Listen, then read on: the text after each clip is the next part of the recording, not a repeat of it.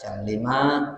Ini kan bulan-bulan haji, bulan-bulan haji atau umroh juga kurban. Tidak ada salahnya saya ajak panjenengan untuk membahas tafsir ayat-ayat tentang haji lan umroh. Ngoten nggih? Barakallahu fikum. Silakan dibuka Al-Baqarah ayat keberapa itu tentang Inna Safa wal Marwata.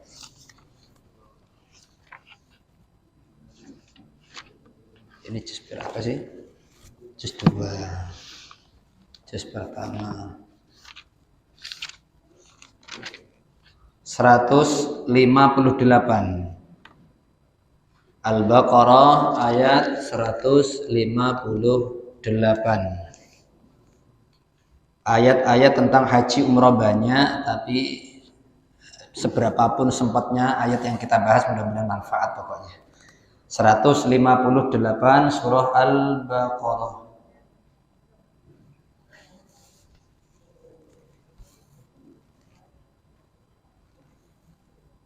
Allah. Masuknya berarti juz 2. Juz 2, lembaran kedua. Sebelah kiri, tengah-tengah. Sudah semuanya Ustadz? Juz kedua, lembaran kedua, halamannya atau wajahnya sebelah kiri, tengah-tengah atau hampir tengah. Setelah ayat-ayat tentang musibah inna lillahi wa inna ilaihi raji'un. 22, 23, 24. Berarti halaman 24 nggih. Halaman 24 nggih sebelah kiri. Wah, spontan masalahnya ini temanya. Monggo kita ta'awudz bersama. 1, 2, 3 tafadhol. A'udzu billahi minasy syaithanir rajim. Basmalah bersama. Bismillahirrahmanirrahim. Tafadhol tarik nafas sampai kalimat sya'airillah. 1, 2, 3. Innas safa wal marwata min sya'airillah. Lanjut faman hajjal baita sampai bihima. 1, 2, 3. Faman hajjal baita aw i'tamara fala junaha alaihi an yattawafa bihima. Lanjut sampai akhir ayat. 1, 2, 3. Wa man tatawwa'a khairan fa innallaha syakirun alim. Allahumma rahmna wa walidina wa ahlana bil Qur'an. Mudah-mudahan Allah rahmati kita semuanya melalui Al-Qur'an. Inna, sesungguhnya, kalau ada informasi Al-Quran maupun hadis, kok redaksinya tiba-tiba di awal saja langsung inna, sesungguhnya berarti Gusti Allah pengen menanamkan keyakinan, menanamkan keimanan seiman-imannya terhadap kita yang baca maupun yang mendengar, sesungguhnya, supaya tidak ada keraguan tentang informasi setelah kalimat inna. Informasi apa itu yang perlu, yang wajib seorang mukmin, seorang muslim, muslimah, mukminah meyakininya, mengimaninya? Sesungguhnya harus diyakini as-safa, safa, wal marwata, marwah, bukit safa, bukit marwah itu adalah min, bagian dari sya'airillah, syiar-syiar, simbol-simbol, tempat-tempat ibadah yang memang diperintahkan Allah Subhanahu wa ta'ala. Dalam bahasa, sofa lembut, lunak. Maka ada istilah duduk di sofa karena sesuatu yang lembut, sofa. Marwa tidak selembut sofa. Sehingga menurut sebagian alim ulama, kenapa disebut sofa, yang satunya marwah? Karena dari unsurnya batu yang ada di bukit sofa jauh lebih lembut dan licin dibandingkan dengan marwah. Bisa dipahami maksud saya? Itu yang pertama. Yang kedua, kenapa disebut sofa Yang sofa kan istilahnya mudzakkar, laki-laki. Sedangkan yang bukit satunya kok marwah, ada tak marbutohnya, berarti menunjukkan perempuan. Ceritanya piye kok Gusti Allah bisa menjuluki sofa ini bukan sofatun dan marwatun atau sofa marwah? Kenapa harus marwah ya? Paham maksud saya Bapak Ibu? Ini mangkuk-mangkuk kok satu dua yang lain paham nggak kira-kira? Orang paham. Kalau kenapa disebut sofa marwah sudah saya sampaikan. Karena dari segi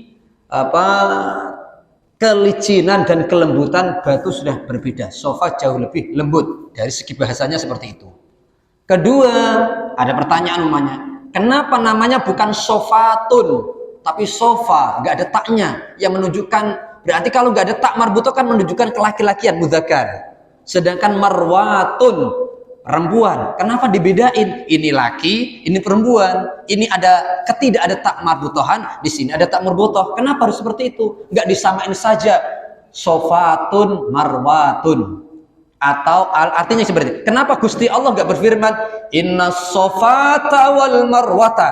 Atau sama-sama laki-laki, inna sofa wal marwa min sya'a. Paham maksud saya? Oke, kenapa harus ada mudzakkar dan muannas? Alasan yang pertama, pasti semua huruf, semua kalimat itu ada kemujizatannya, keunikannya, rahasianya. Karena Nabi Adam alaihissalam pernah sempat berdiri cukup lama di bukit Sofa, sedangkan Hawa alaihissalam, sang perempuan wanita, pernah berwukuf, berdiri, berhenti cukup lama di bukit Marwah. Dari keberadaannya laki-laki Nabi Adam di bukit gunung itu disebutlah Sofa, mengikuti kemudzakarannya Nabi Adam, kelaki-lakiannya Nabi Adam. Sedangkan karena yang berdiri di situ yang Marwah adalah gunung Marwah itu adalah perempuan yang bernama Hawa alaihissalam, maka disebutlah pakai perempuan Marwatun. Bisa dipahami? Ini yang pertama.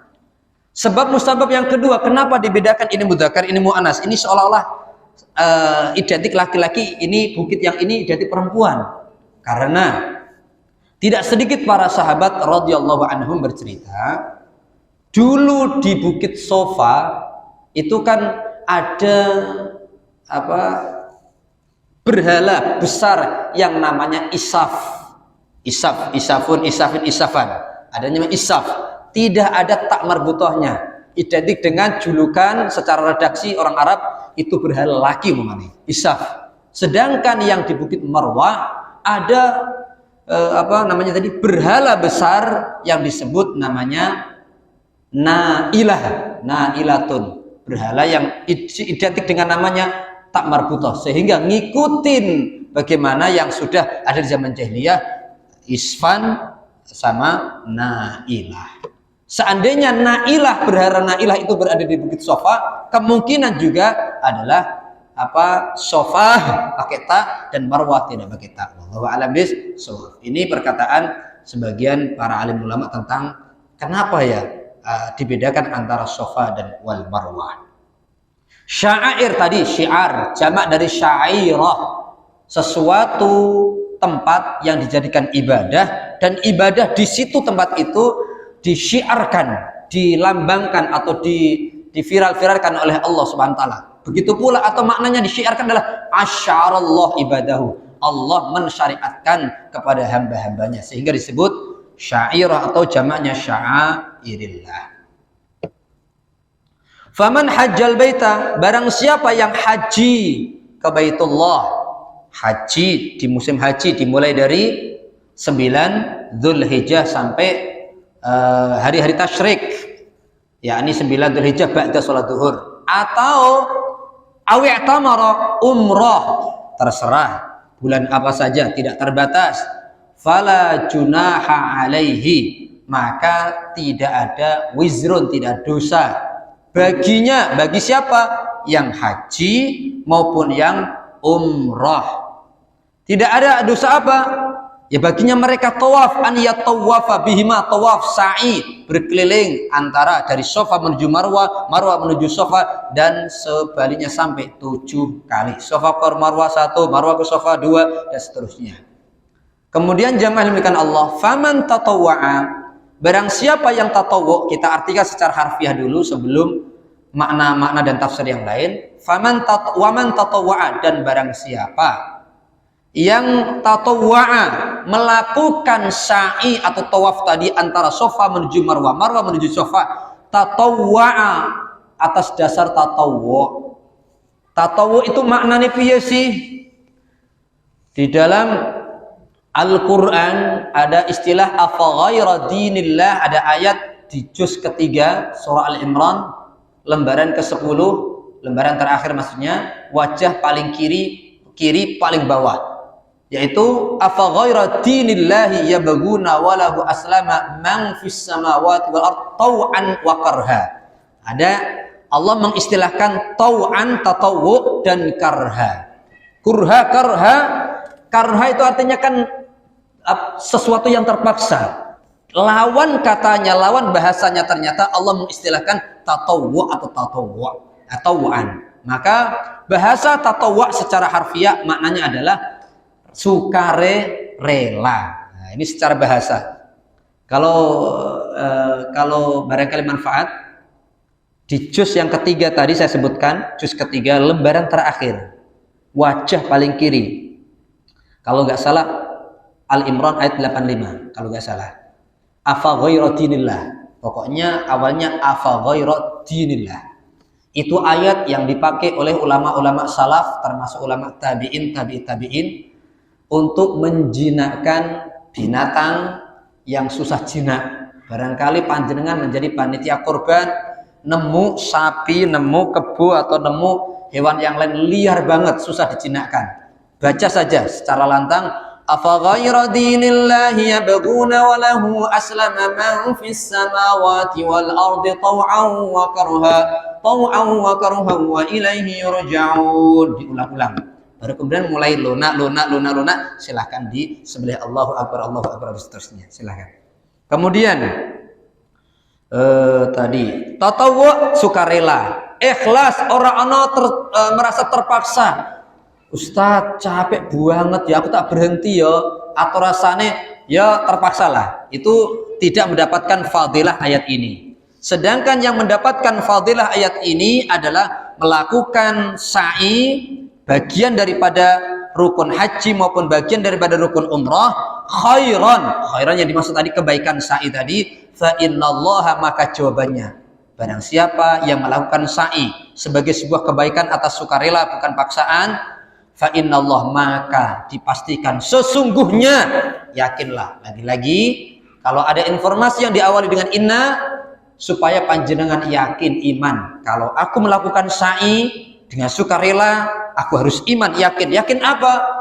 Allah, sesungguhnya Allah syakirun, zat yang bakal berterima kasih, alimun, dan maha mengetahui apa berkat bingkisan yang pasti dibawa oleh orang yang haji, orang yang umrah, dan tidak kelewat sa'i atas dasar sukarela. Kira-kira berkatnya apa dari Gusti Allah Subhanahu wa taala? Maka Allah akan menyediakan secara ilmunya atau berdasarkan ilmu Allah Subhanahu wa taala.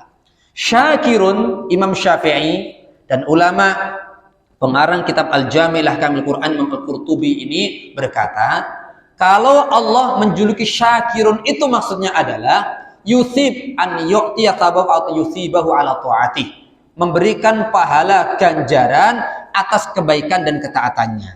Alias kalau bahasa saya, berkatnya itu bakal pasti diberikan, dikasihkan kepada mereka yang sudah sa'i Safa dan Marwah.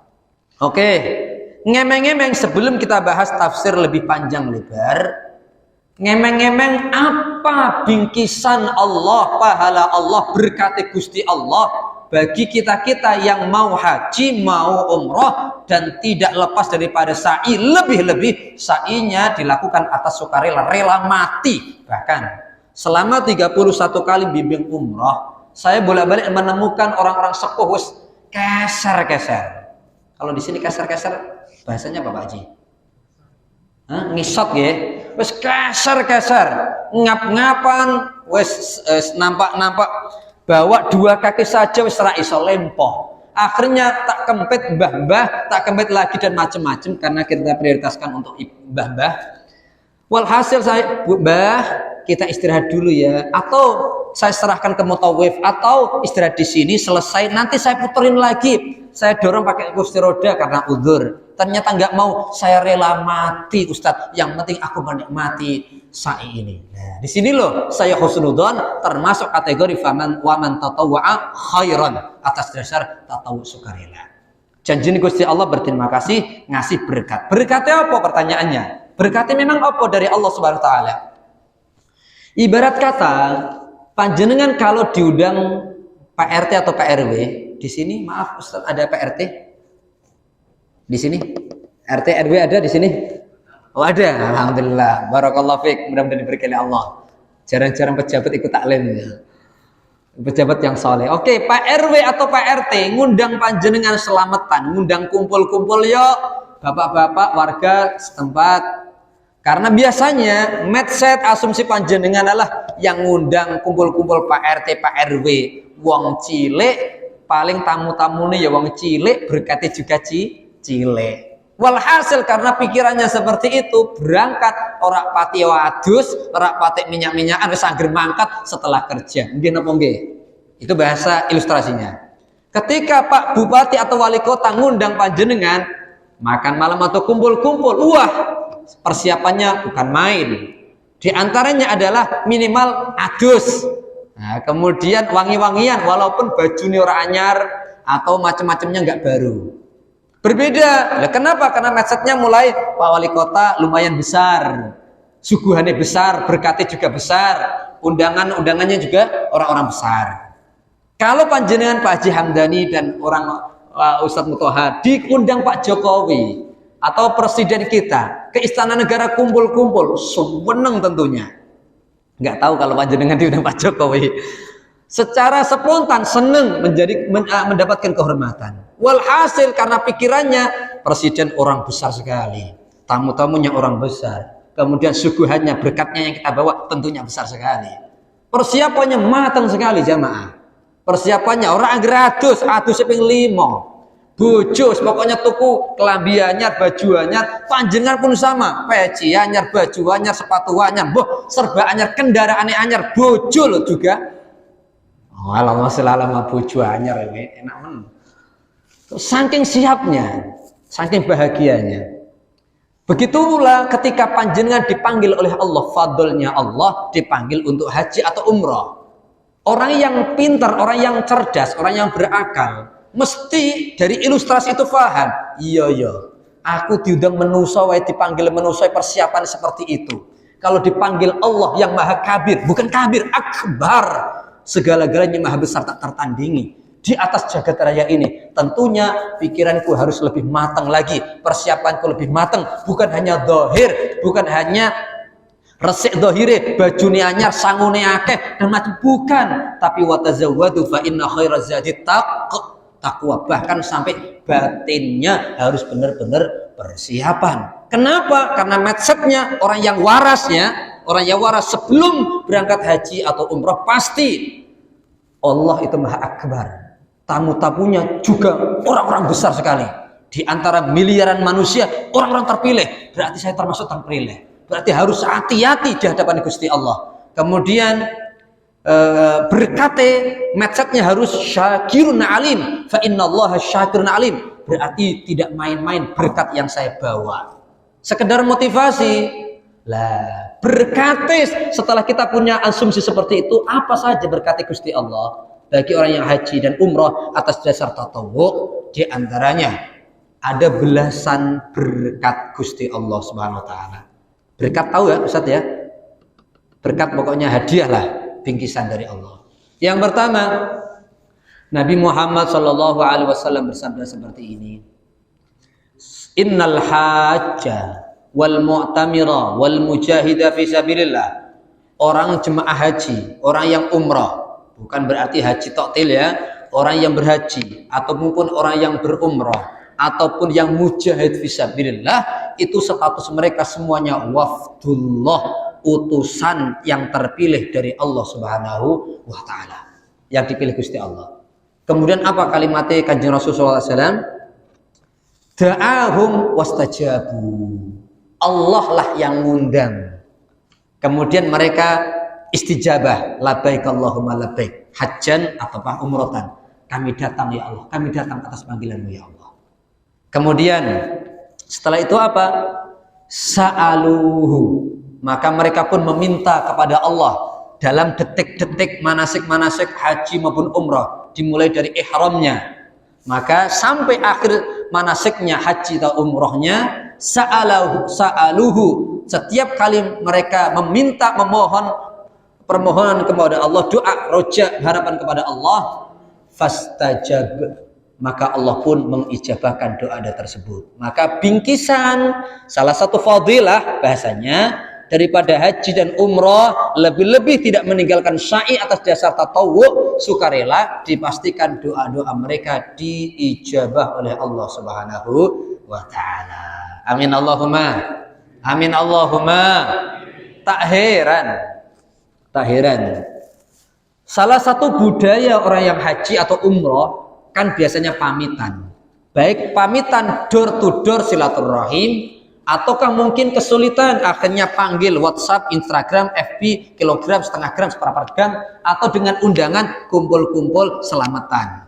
Sebetulnya doanya tidak hanya sekedar hanya wirid doa supaya awal akhir lancar, lebih daripada itu. Nabiullah Muhammad SAW, begitu pula budaya para sahabat, yakni ketika Sayyidina Umar ibn Khattab radhiyallahu anhu jadi khalifah, beliau mendapatkan tamu salah satu seorang sahabat yang pengen umrah. Wahai Sayyidina Umar Amirul Mukminin, aku pamit umrah. Apa kata beliau? Naam, syarikni fi du'aika. Tolong ya, ikut sertakanlah namaku. Siapa yang berkata itu?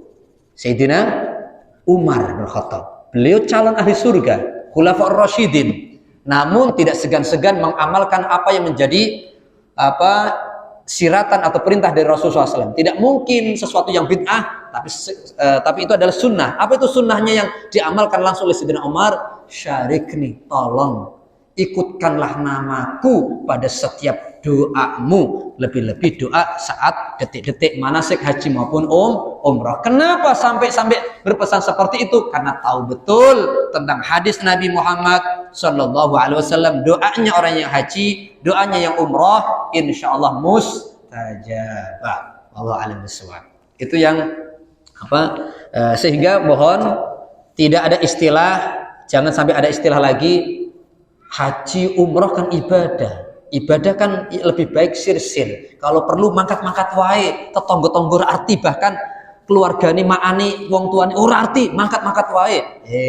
Pada umumnya seperti itu. Tapi ada kekhususan. Kekhususan itu adalah ada syariat yang mengkhususkannya. Di antaranya adalah haji dan umrah disunnahkan untuk berpamitan. Bahkan Rasulullah SAW mengatakan hendaklah berpamitan karena tangan-tangan yang dipamiti adalah terdapat khairat, kebaikan-kebaikan. Wallahu a'lam bishawab. Loh, kalau nanti ada muncul riya, ora masalah. Sing penting ngelakoni syariat Gusti Allah, syariat Rasulullah sallallahu alaihi wasallam. Adapun di tengah-tengah ngelakoni door to door silaturahim, pamitan atau selamatan ana riya, habisin riya itu. Mirip dengan nasihatnya seorang tabi'in yang bernama Al-Qadhi Iyad. Beliau berkata seperti ini. Ini kasus, berbicara kasus orang pengen ngaji kan syariat Gusti Allah, pengen ikut taklim ke Masjid Al-Hidayah, itu kan syariat Gusti Allah, thalabul ilmi, syariat perintah Gusti Allah.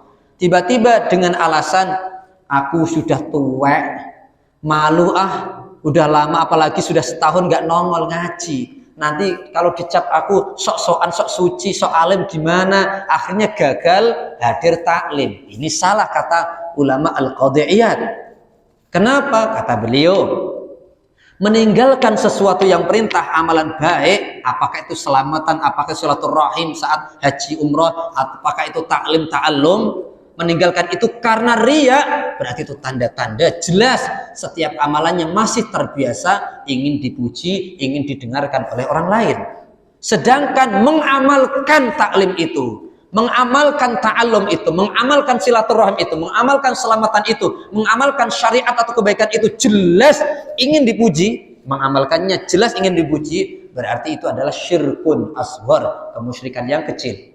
Sekali lagi meninggalkan karena takut riya, itu jelas ada kebiasaan riyanya, tapi mengamalkan karena unsur riya, ya jelas kemusyrikan yang asghar. Lalu bagaimana? Nasihat beliau, amalkan tetap syariat itu jika memang jelas syariatnya. Lalu bagaimana kalau ada kekhawatiran muncul riya? Pangkas habis, pelan-pelan. Tetap lakukanlah syariat itu, berusaha seikhlas-ikhlasnya. Adapun ternyata masih terkontaminasi dengan riya, itu urusan Gusti Allah, mudah-mudahan dimaafkan. Yang penting sudah berusaha mengamalkan syariat Gusti Allah Subhanahu wa taala. Paham, rak paham, muga-muga paham. Masih ada waktu berapa jam, Ustaz? 1 jam lagi, ibu-ibu 1 jam katanya. Allahumma sholli ala Muhammad. Oke, yang pertama itu secara harfiah. Yang kedua, apa berkati Gusti Allah dari kalimat syakirun alim, supaya panjenengan lebih semangat lagi yang belum haji, belum umrah segera. Nah, kemudian yang kedua adalah kanjeng Nabi Shallallahu Alaihi Wasallam berkata seperti ini, hadis muttafaqun alaih. Tabi'u, ikutkanlah wahai kalian, bainal haji wal umrah, antara haji dan umrah. Artinya lakukanlah haji, setelah haji jangan lupa lakukan umrah.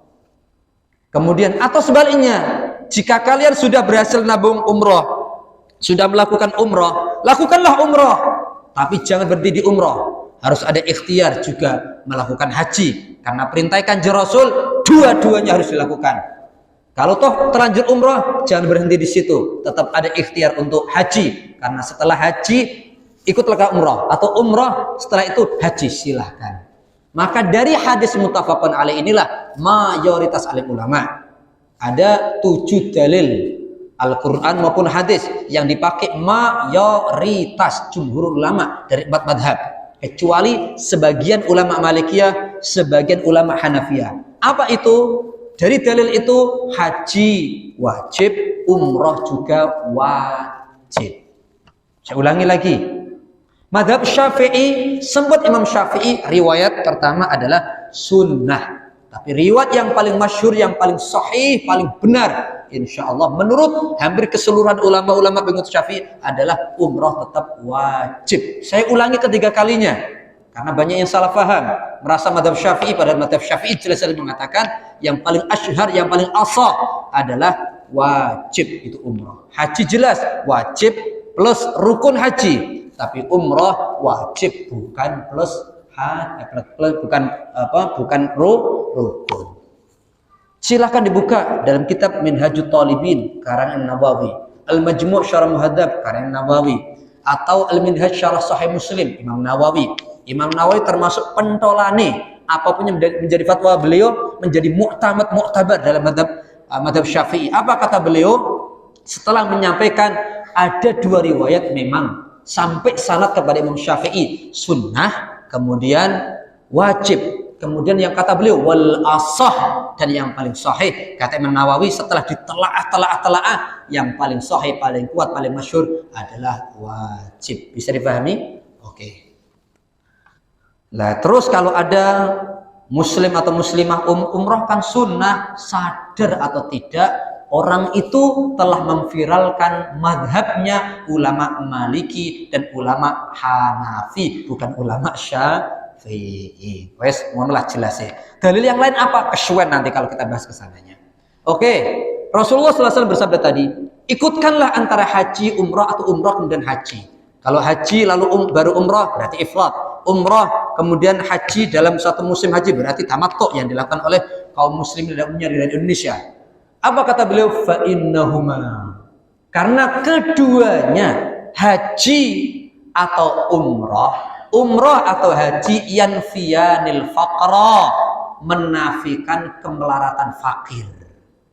Tadi kalau fadilah pertama, berkat pertama, doanya mustajabah. Yang kedua dari hadis ini muttafaqun alaih, orang yang haji, orang yang umrah mulih-mulih rujuk balik ke tanah air, insya Allah kemelaratannya, kemiskinannya, kefakirannya dibuang jauh-jauh oleh Allah Subhanahu wa ta'ala. Kalau dibuang kemelaratannya, kebalikannya, mafhum mukhalafahnya, apa yang didatangkan oleh Allah?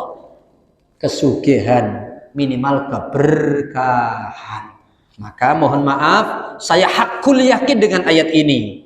Karena innallah, sesungguhnya aku juga yakin dengan sabda Rasulullah SAW muttafaqun alaih, siapapun yang haji, umroh, hartanya jelas halal, kemudian niate lillah tatawwu karena Gusti Allah, rukun syarat wajib ya wis dilakoni, mulih-mulih ke tanah air mustahil, triliunan persen mustahil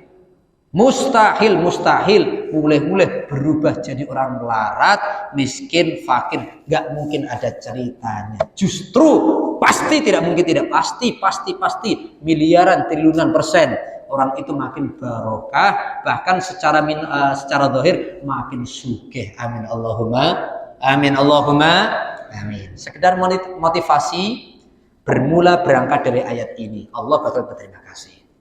Ini mangguk-mangguk paham ya? Yang belakang mangguk-mangguk, awas ora paham. Yang ketiga, berkati Gusti Allah lagi. Masih dalam hadis muttafaqun alaih tadi. Selain menafikan kemelaratan, wadzunuba, dan dosa-dosa. Dosa-dosanya orang yang berangkat haji maupun umroh, mulih-mulih dengan berkah haji atau umroh, habis ludes. Amin Allahumma amin. Kalau panjenengan merasa, Pak, penyebab hati ini atos, kira-kira apa? Dosa. Maaf, sholat kok abot banget, ngelakoni kebaikan, kebajikan, ibadah abot banget, didik istri anak abot banget, kok tetap bandel. Ini kenapa ya? Padahal rasa-rasanya deres Al-Quran peng-pengan sudah, sodakoi peng-pengan sudah, domo peng-pengan sudah. Ini apa ya? Kira-kira kok hatiku masih atos? Karena memang itu kalabal rona ala qulubihim ma kanu yaksibun, yang menjadikan berarti ibadah karena atosnya hati, lan atosnya hati, kerasnya hati karena dosa yang istiqomah. Na'udzubillah min dzalik. Mungkin dengan berkah silaturahim ora waras hati ini, lewat taklim ora waras hati ini bojone ora waras, hati ini anak-anak cucu ora waras. Ono apa ini? Silahkan, perlu rawat inap, Pak. Paham rawat inap? Perlu rawat inap. Saya tidak nyindir panjenengan, muhasabah masing-masing. Kenapa ya keluargaku rasanya kok barokah? Kok sakit-sakitan? Atau kita sendiri mengalami atau sehati, keras hati. Dongo kok rapati mustajab. Mesti bagian faktor utamanya dosa-dosa. Supaya gampang dilebur Gusti Allah, mungkin dengan sebab musabab taklim, sholat, zikir, dan macam-macam, ora dikabul-kabul Gusti Allah, ora dilebur-lebur Gusti Allah, perlu rawat inap. Daftarlah sebagai pasien di Gusti Allah SWT. Bagaimana daftarnya? Ke tempat ihram, miqat, ke sana daftarnya. Nggak ada daftar ke rumah sakit, nggak ada. Rawat inapnya di sana. Kalau panjenengan berangkatnya lewat Madinah, berarti Berali atau Dzul Hulaifah dan seterusnya. Bisa dipahami? Kalau kiranya langsung ke Mekah, berarti Yalamlam, Qarnul Manazil, di atas pesawatnya, silahkan. Itulah cara daftarnya. Pakainya ya baju pasiennya dari Allah SWT adalah baju ihram. Seterusnya obat-obatnya ya obat rukun, syarat, wajib, itu obat-obatnya. Pantangan-pantangannya, monggo ini antibiotik tidaknya adalah sesuatu yang sunnah dan sebagainya. Bisa dipahami? Oke, mangkuk tak anggap lebar. Kiranya perlu, kalau merasa dosa-dosane kok ora terampuni, buktinya adalah berat untuk kebaikan, ringan untuk maksiat, maka yuk nabung ikhtiar supaya bisa rawat inap menjadi pasien di Allah Subhanahu wa ta'ala. Kemudian bahkan seperti apa Allah mengampuni dosa-dosanya orang yang haji dan umroh pulang-pulang ke tanah air? Kanjeng Rasul sallallahu alaihi wasallam di hadis tersebut, masih di dalam hadis muttafaqun alaih itu, seperti api yang sangat amat panas menghapus khobathal hadid wal fiddah wal dhahab, menghapus karatannya tembaga, emas maupun perak. Lah niang-niang itu loh, karatene sik dong nglewer-nglewet tuh, mencair itu loh, ler kadio seperti itu Allah menghapus dosa-dosanya orang yang haji maupun umrah. Lebih dahsyat lagi. Namun kebanyakan hadisnya ada syaratnya. Apa itu? Man hajja, barang siapa yang haji atau umrah, kemudian lam yarfus walam yafsuk, dengan syarat. Nah ini loh, meskipun di hadis yang lain ada yang tidak pakai syarat, kayaknya di tafsir ini ada hadisnya tanpa ada syarat, tapi kalau ada informasi ada syarat, maka tentunya kita kombinasikan dua hadisnya. Syaratnya apa? Selama haji, selama umrah dia tidak rofas. Salah satu pantangannya menjadi pasien Gusti Allah agar pulang ati resik, dohir resik, sembuh total setelah rawat inap. Ternyata jangan minum, jangan makan atau yang sesuatu larangan. Larangan di sini adalah fala rafasa wala jidala fil hajj, seterusnya itu. Ternyata rafas. Rafas itu apa? Ucapan, ungkapan, tindak tanduk apapun itu yang memunculkan gairah dan syahwat. Baik kepada bojonya sendiri, apalagi bojonya orang lain. Saat ihram sebelum selesai, kok ternyata ngelakoni yang hal-hal seperti itu, berarti tidak mendapatkan hadis seperti ini. Bisa dipahami maksudnya? Mereka benar-benar hati-hati ucapane, tindak tadu'i, tidak ada unsur menuju rofas. Walam yafsuq, tidak ada kefasikan. Fasik itu adalah al-kharij atau al-khuruj minat ta'ah, yang keluar dari ketaatan, artinya kemaksiatan. Dalam detik-detik manasik umrah maupun haji, dia benar-benar menjaga dari maksiat, dijamin Gusti Allah lewat lisan sucinya Kanjeng Rasul sallallahu alaihi wasallam berikrar, maka roja'a, ia pasti pulang haji, pulang umrah yang tidak ada rofas, tidak ada kefasikan, dalam keadaan seperti apa? Kayaumin, seperti hari waladathu ummuh, hari dia dilahirkan oleh ibu kandungnya. Hadis ini adalah hadis muttafaqun alaih, lafaz maupun maknanya sepakat antara imam besar Bukhari dan Muslim rahimahullah taala. Masya Allah, siapapun yang haji Pak, umroh, pulang-pulang, lebih-lebih jaga dari rofas, dari kefasikan, dipastikan dosa-dosa ini ludes, bahkan mirip bayi yang barulah lahir. Kemudian masih ada waktu Ustaz? 5 jam lagi, oke 5 jam lagi. Baru dibahas 3 berkat tadi. Yang keempat, masih lanjutan hadis muttafaqun alaih. Rasulullah SAW di atas berkat ini semuanya, ada berkat yang paling unggul. Berkatnya jamaah haji emang berbeda-beda, tentu berbeda-beda. Tingkat kesolehannya berbeda-beda, tingkat kekhusyuannya berbeda-beda, tingkat keikhlasannya berbeda-beda. Seperti ibarat kata maaf, kalau Pak RW tadi ngundang saya sebagai penceramah atau mimpin tahlil doa panjenengan, kemudian sama-sama tamunya, kira-kira berkat sama amplop saya dengan amplop jenengan sama atau beda? Allahumma shalli ala Muhammad. Udah ilustrasi gampang lah itulah. Tentu satu dengan yang lainnya berbeda. Minimal itu sama, doanya mustajab, sama-sama dapat. Ampunan sama-sama dapat. Kemudian kemelaratan hilang, sama-sama dapat. Tapi tidak semuanya mendapatkan berkat yang keempat. Lagi-lagi sebetulnya ada banyak berkatnya, karena keterbatasan waktu tidak semuanya dapat berkat yang keempat ini. Apa itu? Walaisa lil hajjil atau lil hijjil mabruri jazaa'un illa al jannah. Dan dipastikan tidak ada berkat lagi bagi haji mabrur kecuali pasti ia dijamin masuk surganya Allah Subhanahu wa taala. Berarti dari kalimat itu, setelah ngomong secara umum, setelah Rasul menyampaikan secara umum dapat maghfirah, secara umum kemelaratan hilang, secara umum bla bla bla bla, tapi tiba-tiba dikhususkan siapapun yang hajinya mabrur maka pasti surga baginya. Berarti apakah semuanya jamaah haji bisa haji mabrur? Bisa, tapi tentu secara zahir tidak semuanya. Tapi kalau di ranah riwayat-riwayat, walaupun haji satu orang mabrur, sedangkan jutaan menungso yang lain tidak sampai haji mabrur, insya Allah membawa kemabruran untuk haji yang lain. Allahu Akbar. Masya Allah. Haji yang mabrur. Mabrur itu gimana?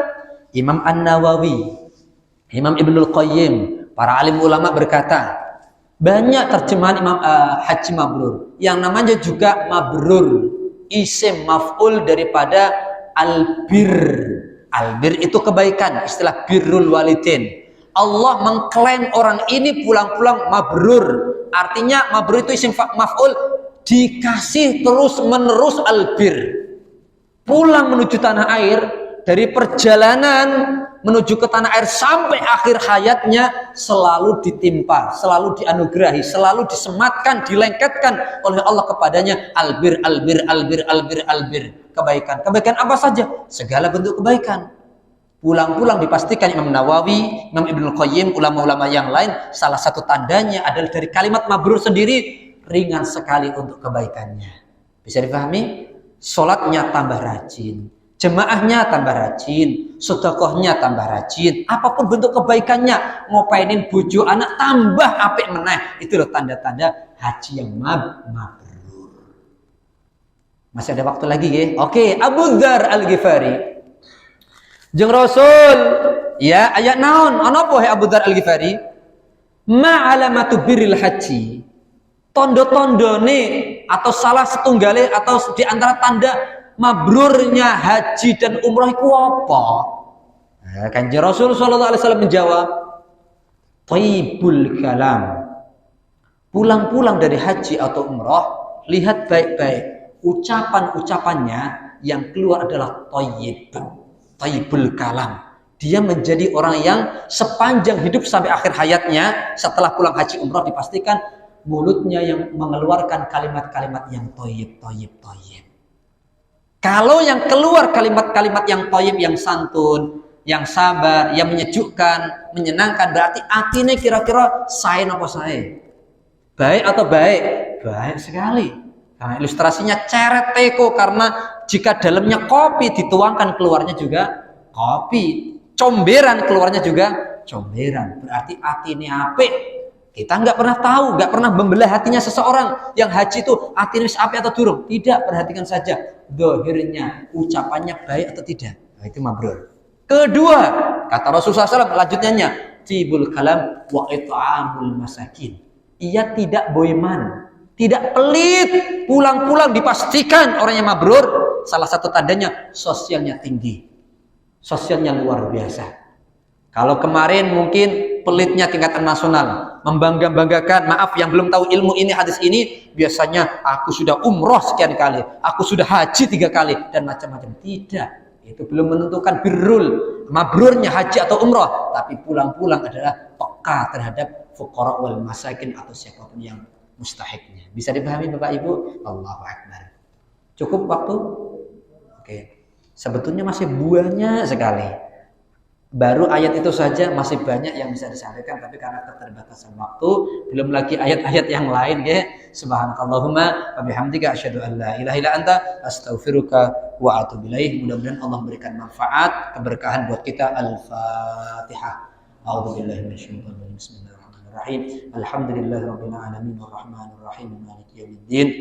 Iyyaka na'budu wa iyyaka nasta'in ihdinas siratal mustaqim siratal ladzina an'amta 'alaihim ghairil maghdubi 'alaihim waladdallin amin ya rabbil alamin. Salah satu kesimpulan akhir ayat ini menjelaskan sa'i bagian wajib plus rukun baik haji maupun umrah. Wassalamualaikum warahmatullahi wabarakatuh.